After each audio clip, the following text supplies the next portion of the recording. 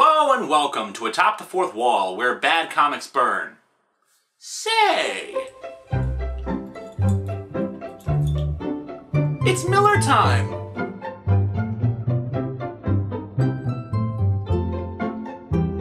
Welcome to Miller Time, a new segment on the show where we chronicle the ever-growing insanity of comic book writer Frank Miller.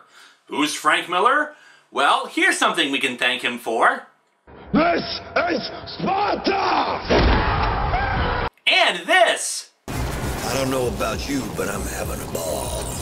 And let's not forget how he whizzed on Will Eisner's grave with this! She is my mother. She is my lover. Also, RoboCop 3. But we're not here to talk about the stupid movies based off of his work or the movies he's written, but rather his comics. Frank Miller first got big attention with Daredevil, reinventing the character into the more grim and gritty version that we got to enjoy during his fight with the Surgeon General. He also got major props behind him for The Dark Knight Returns, another book that, like Watchmen, was heralded at its time as one of the most brilliant ever created, but we'll get to that when we review The Dark Knight Strikes Again. But then somewhere along the way, well, Frank Miller went kinda cuckoo. I attribute it to Sin City. Oh sure, Sin City is a fairly interesting take on noir styles in comics, and some of the stories are even entertaining, but it set a precedent for him that I don't think he's ever gotten away from. All of his artwork since Sin City has followed this same blocky noir style, even when it's in color. Sin City established the idea that he couldn't write a female character who wasn't a prostitute. He spent so much time working on Sin City that it's become his standard mode of writing, with choppy, brief sentences that have become a parody in themselves of the grim and gritty era, which he himself derided as stupid. In 1985, he said that Batman is as good and pure a superhero as you can find. Well, 20 years later, he seemed to have forgotten that. The Batman in this book is unheroic, psychotic, and in some parts seems pedophilic even. The All-Star books were meant to be DC's answer to Marvel's Ultimate Universe. New series depicting superheroes starting their careers in a modern setting without decades of continuity to discourage new readers. A new comic reader can start fresh without having to worry about extensive backstory and situations that they may have never heard of. And considering Frank Miller's more hits than misses track record with Batman, it seemed like a natural fit for him to write this series, right? Well, the All-Star books seem to have pretty much become a failure. Oh, don't get me wrong, All-Star Superman is frigging brilliant. I highly recommend it to anyone who wonders why anyone likes Superman. But All-Star Batgirl has apparently fallen through, All-Star Wonder Woman has been in development for years now, and All-Star Batman and Robin, despite being first published in September of 2009, still hasn't finished its 12-issue run. Yeah, in 4 years, they've only managed to get to issue 10. So for our first edition of Miller Time, let's dig into All-Star Batman and Robin number 1 and number 2.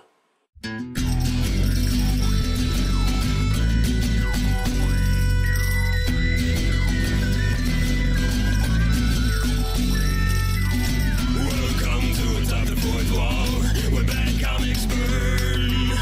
Linkara's gonna teach you all a lesson you won't learn.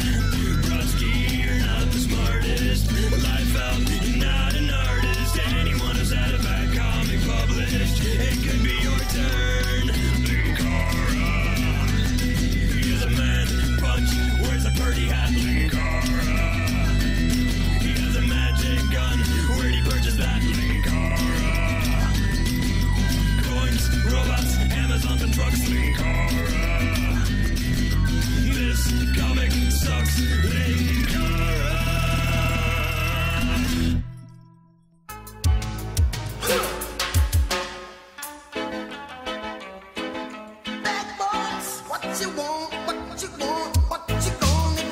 There are actually 2 covers available for issue 1, albeit promotional materials combined the 2 images into one, of the same Gotham City background, while one cover features Batman and the other Robin. I'm confused about why they felt the need to split the 2 characters so that they both had the cover devoted to them. I think it would make more sense actually to, as a buying incentive, have it be more like a 2-part cover that could be combined into one, but hey, what do I know? We start the action off with a young Dick Grayson performing a mid-air leap. I've got to tell you, while the writing is what kills this book instantly, it's beautifully drawn. Jim Lee is a fantastic artist, and while he delves into the cheesecake a little too often, he's still one of the best pencilers in the industry. Dick states in our ever-helpful narration boxes, "This should get me killed, but it won't. Not that I can breathe with my heart fighting it out with my Adam's apple just now." And suddenly I can't help but think of the Star Trek fight music playing as a 12-year-old heart and an Adam's apple duke it out in a boxing match. Dick goes on to talk about how much he loves his parents and how they'll always catch him, and in the last panel, it shows Dick with his arms spread wide, a happy smile on his face, and a narration box saying, "I fly." I actually have to admit, this opening sequence does work really well. However, the writing of Frank Miller rears its ugly head right here as Dick has apparently contracted Torgo syndrome. They're always there for me. They always catch me. Mom and Dad, they always catch me. They're always there for me. They're always there for me. So wait, I'm confused. They're never there for you then? Flip the page, and now we have moved fully into Frank's fantasy world of how women are supposed to be. It's a full-page shot of the Millerverse Vicki Vale. She's strutting around a large apartment, with huge uncurtained windows behind her, in pink underwear and holding a martini. The narrator's caption gives us this helpful insight into her character. Vicki Vale, columnist, gadfly, dictating. She's trouble. The kind of trouble you want. The maiden-form woman. You'll never know where she'll turn up. And what is Miss Vale dictating? So we got ourselves a man of steel in Metropolis. And why do we call him a man of steel? That does bring certain thoughts to mind. Like a steel pipe to the head! What magazine does she work for anyway? Superhero Innuendo Monthly? In this issue, Die Hard and the reason we want him fighting crime for us. As an aside, when people often cry sexism in comics because of skimpy outfits or skinny bodies, a common reaction is for people to cry out, "But men have it bad too! Men wear skin-tight outfits that show off muscular bodies that we can't hope to compare to!" Yeah, they don't really get the problem. It's not that the outfits are skimpy, it's impractical, but that's not the issue. The issue is that women are drawn that way purely for the titillation of the male reader. There is no friggin' reason for Vicki Vale to be sauntering around her apartment in her underwear. No reason! But perhaps I'm being too harsh on Frank. I mean, it's not like he's having Vicki Vale's ass talk to us or anything, and... oh, never mind. As for the text itself, Vicki continues talking about how Superman is so much better than Batman because of his mightier penis. So Metropolis gets a man of steel, and what do we get in dear Gotham City? A damn flying rodent, who doesn't even fly. Wait, does he fly or doesn't he? She continues, "Sometimes I despair, dear reader. Sometimes life seems to hold no meaning. They get a man of steel. We get a flying rat. What's a poor girl to do?" Yes, ladies, if you can't find a hot guy in a superhero costume to get all squishy over, your life is pretty much over. Thanks, Frank!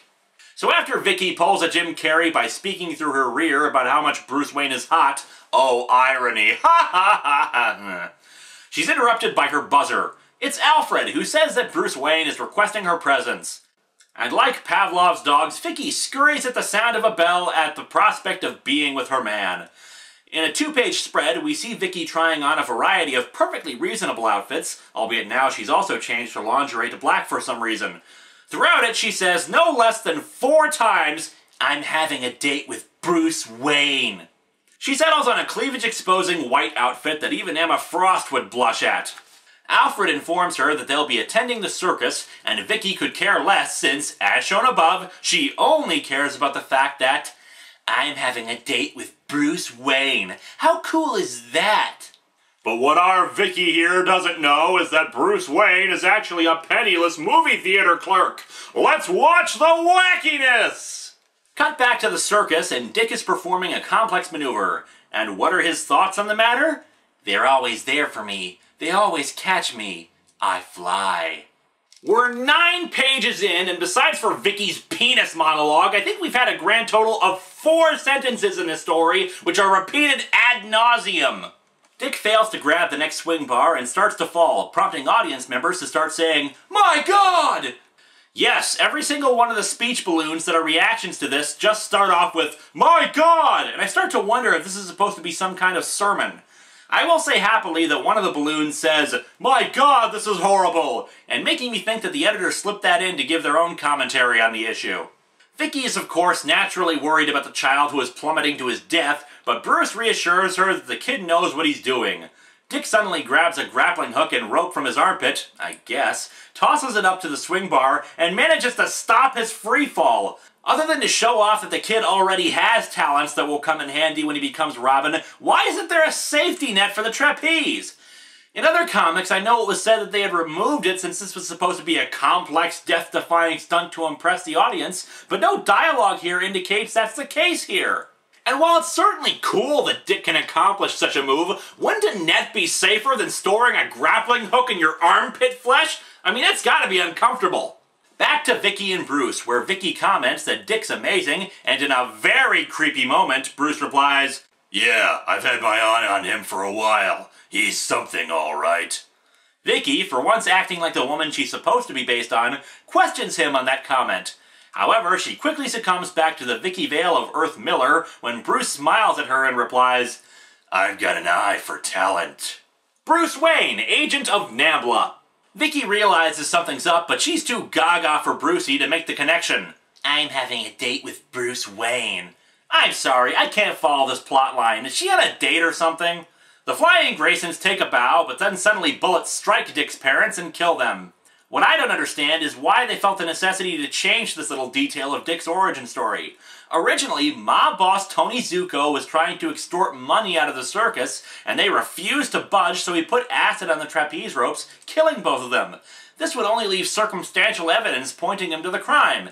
Instead, we now have a shooter who struck down the parents for reasons a new reader doesn't know, and is a major lapse in logic for the criminals, since anyone who brought a gun to the circus and then had to take aim to kill them, as well as they did, would have been spotted immediately committing the deed.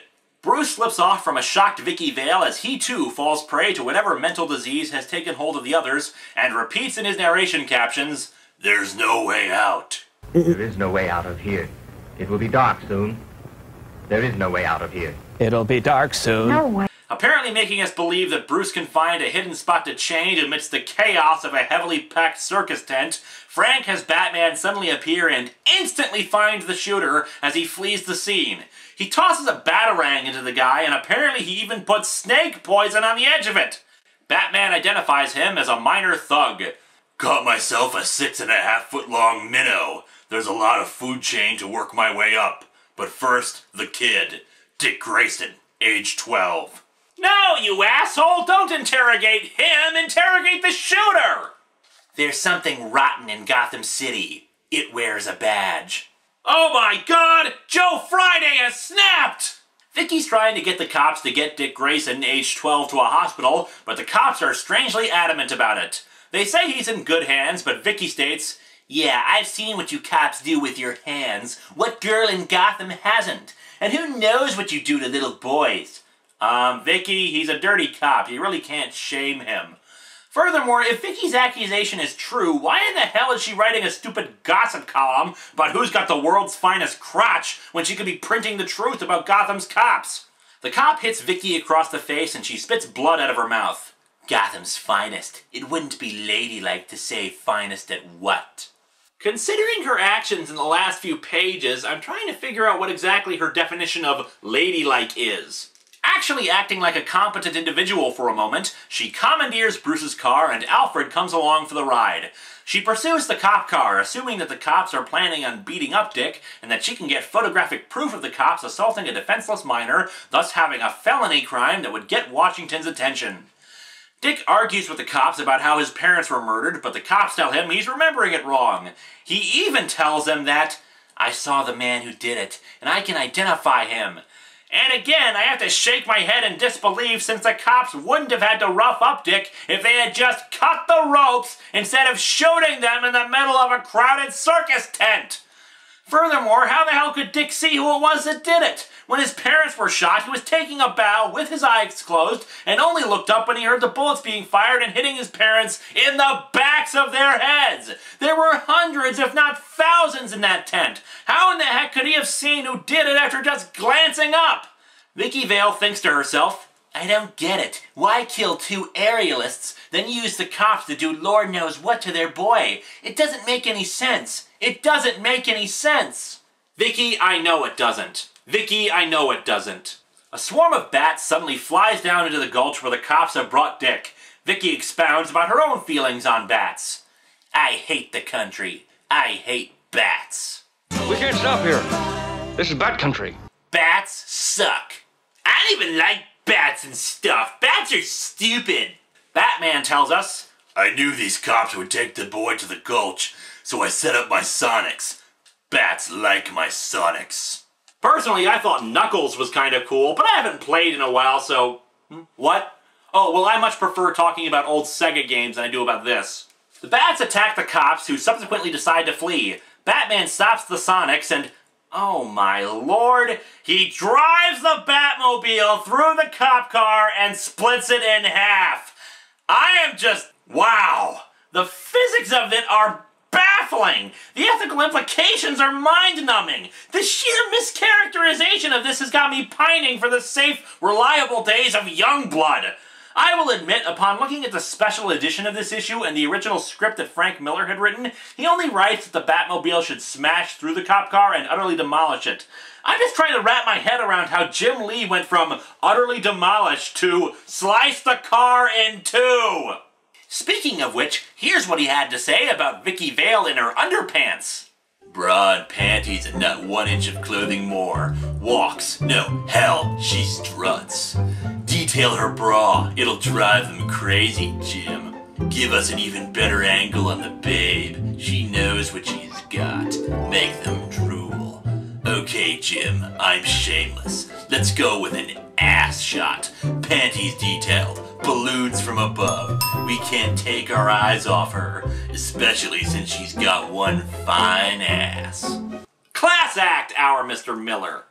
Batman picks up Dick Grayson, age 12, by the collar and tells him, On your feet, soldier. You've just been drafted into a war. And you had better not be a fan of rock and roll music. Thus, our first issue ends. And somewhere, Bob Kane and Bill Finger are crying. For issue 2, besides for the awesome Jim Lee cover depicting Batman standing over a distraught Dick Grayson, an alternate cover was made available by Frank Miller himself. Confusingly, it features Dick Grayson as Robin with Batman's shadow over him while a blood splatter is spread across the comic page. Symbolic of the violent struggle of adolescents being forced to grow up in a harsh and violent world, or just a really lame cover? You make the call! So only a scant hour or so from his parents having been shot in front of him, Batman announced to Dick Grayson that he had been drafted into a war. We open the book on a confusing angle of the Batmobile driving up a really big hill, or a mountain, neither of which I knew were near Gotham, and overlooking the city below. Frank's schizophrenic writing is in full force here as he begins. From up here, Gotham City is beautiful. Aw, well now isn't that just nice and beautiful, like Edgar Allan Poe's Sweet Lenore? Okay, that's kind of weird, but before her small cough brought a spot of blood to her lip and the poet knew she was plagued. Doomed. Show of hands, anybody else really freaked out right now? I've just kidnapped a traumatized youngster. Strong boy. For his age, he's damn strong. And then I see a muffled "Urgh" word balloon coming from the Batmobile window, and suddenly my Bruce Wayne Agent of Nambla joke takes on a horrifying new reality. If you'll excuse me, I'm gonna go jab out my eyes and get brainwashed so I can get the horrible thoughts out of my head.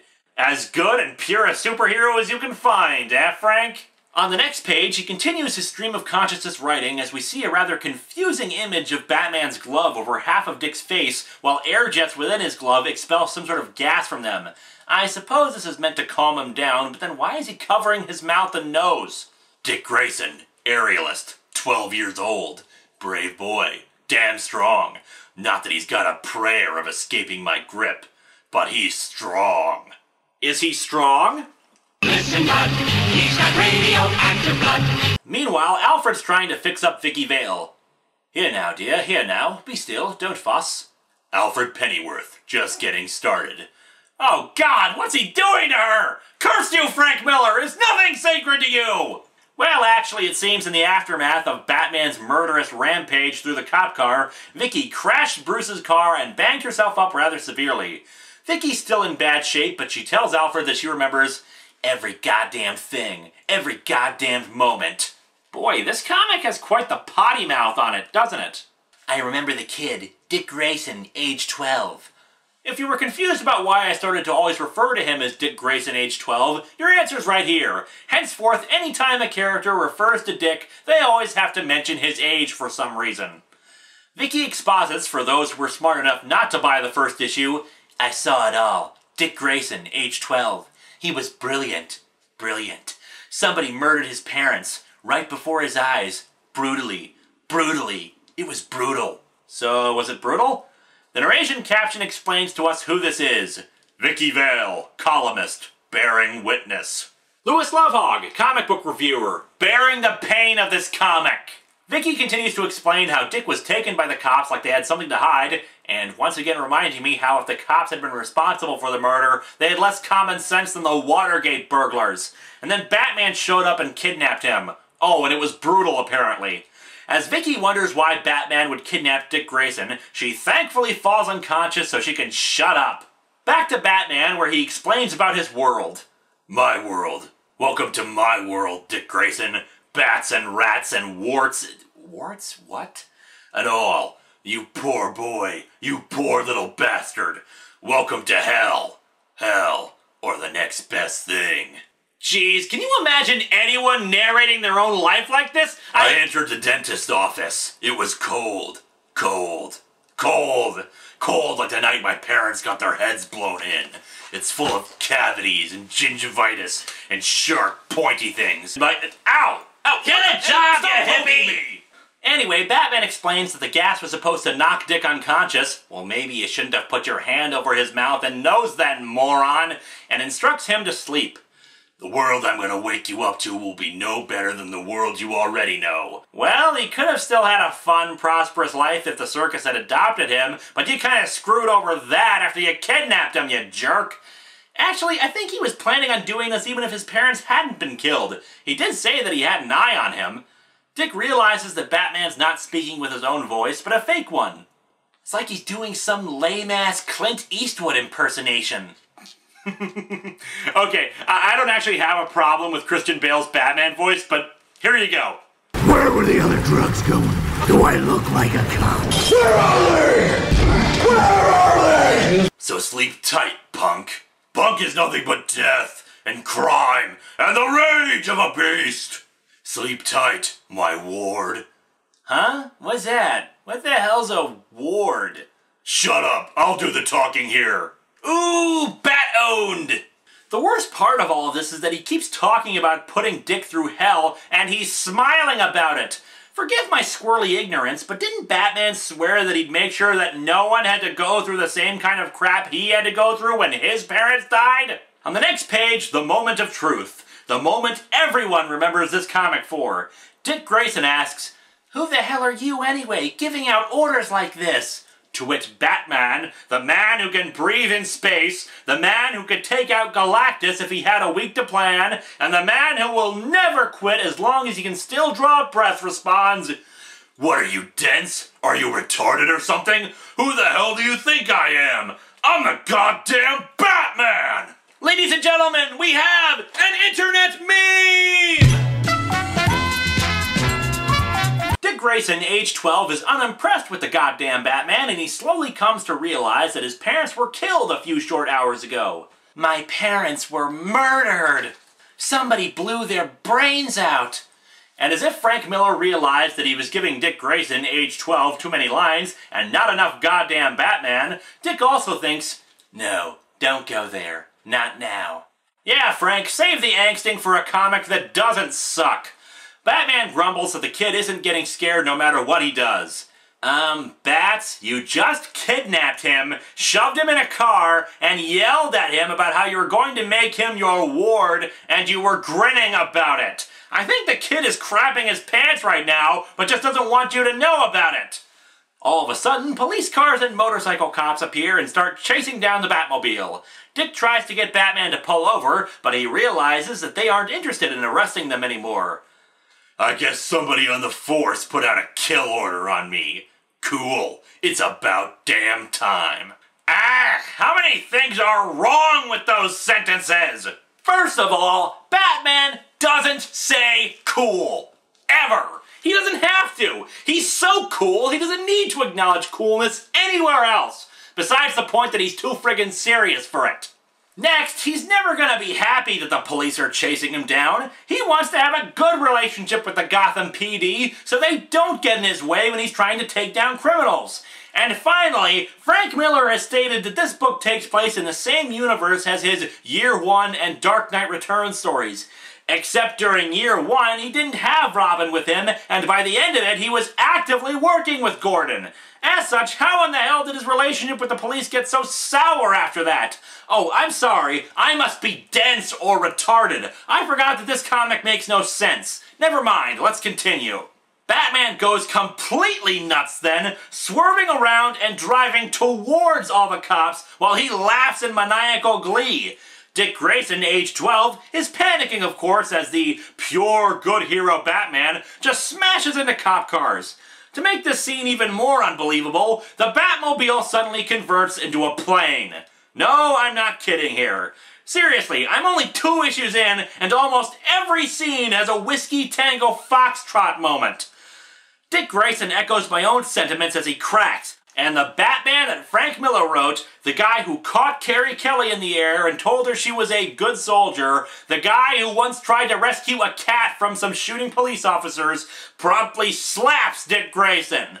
The next 3 pages are all 12 panels each and manage to fit a surprising amount of dialogue in them, albeit most of it is just them repeating themselves over and over. Batman scolds himself as he realizes he's being completely insane with Dick. What am I doing to this kid? Who the hell do I think I am? You're the goddamn... Screw it, you know where that was going. Oh hell, just look at him. Look at that adorable little face. Aww. Stop it. No doubts. Remember the mission. Nothing matters except the mission.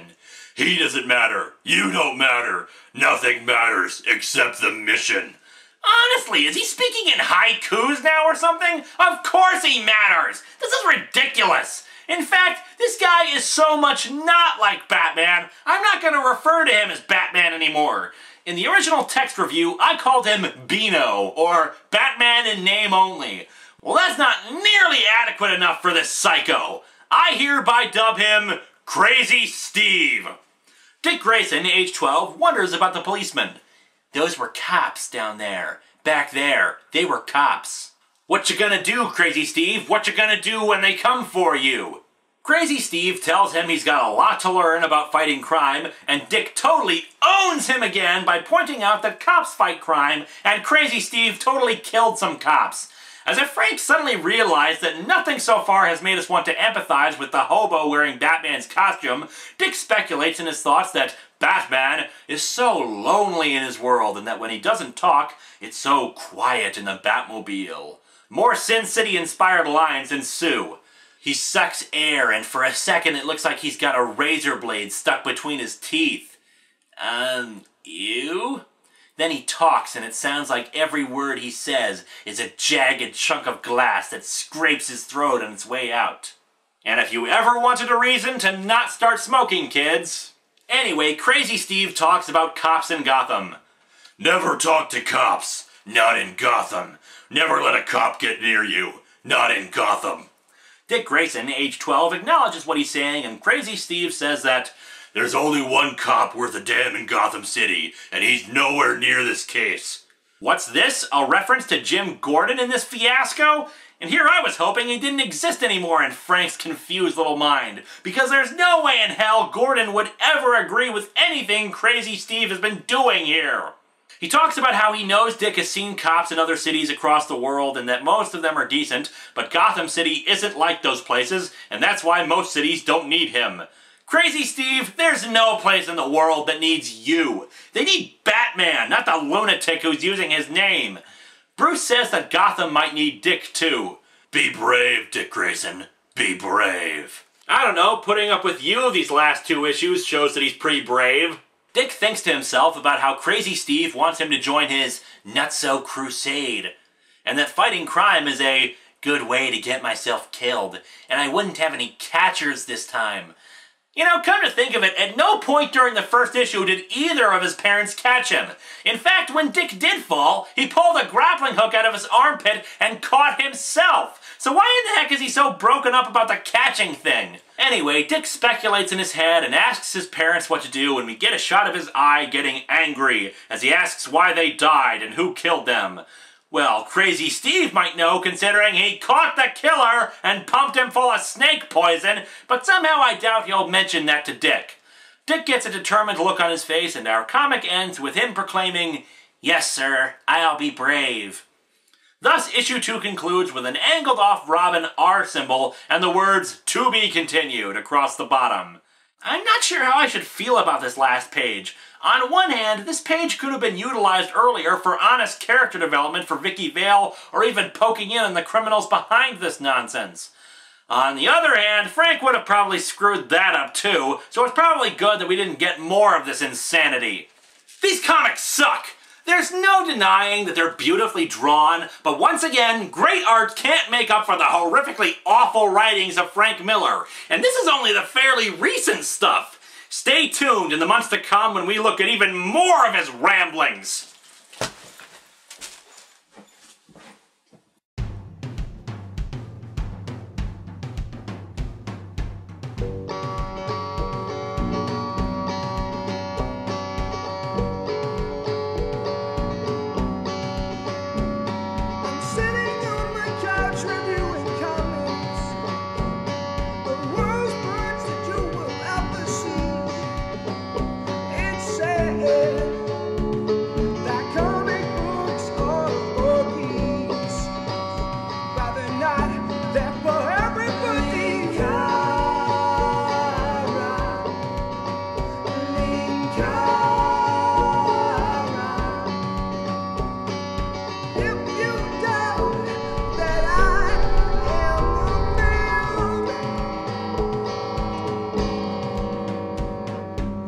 Still, it wouldn't be bad if people knew a little more about Superman. I don't want anyone thinking you're like that nut in Gotham City.